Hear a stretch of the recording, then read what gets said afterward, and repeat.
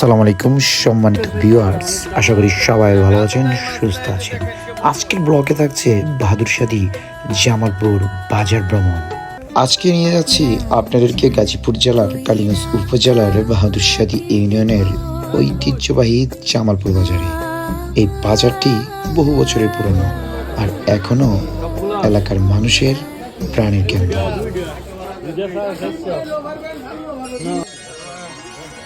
এই জামালপুরে প্রতি মঙ্গলবার ও শনিবার এখানে হাট বসে।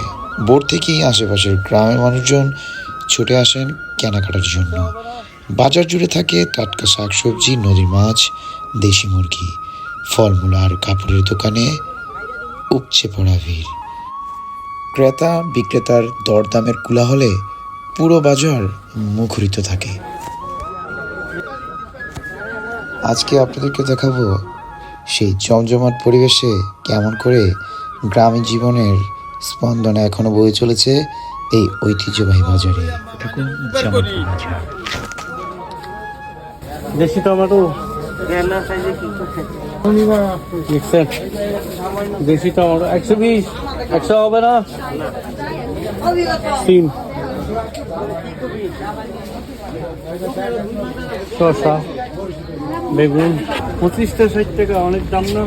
দীপালি যা মাছ নাই যে দেখেন কেমন মইস ওমানের।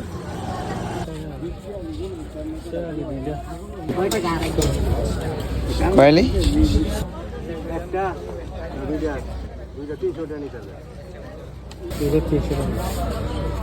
দুইটা 300 টাকা।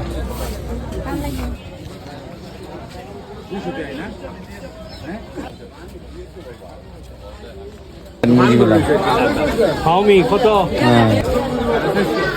সবগুলা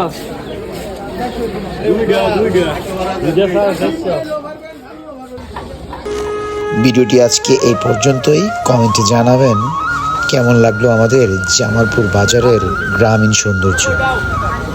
সবাই ভালো থাকবেন, সুস্থ থাকবেন। আল্লাহ হাফেজ।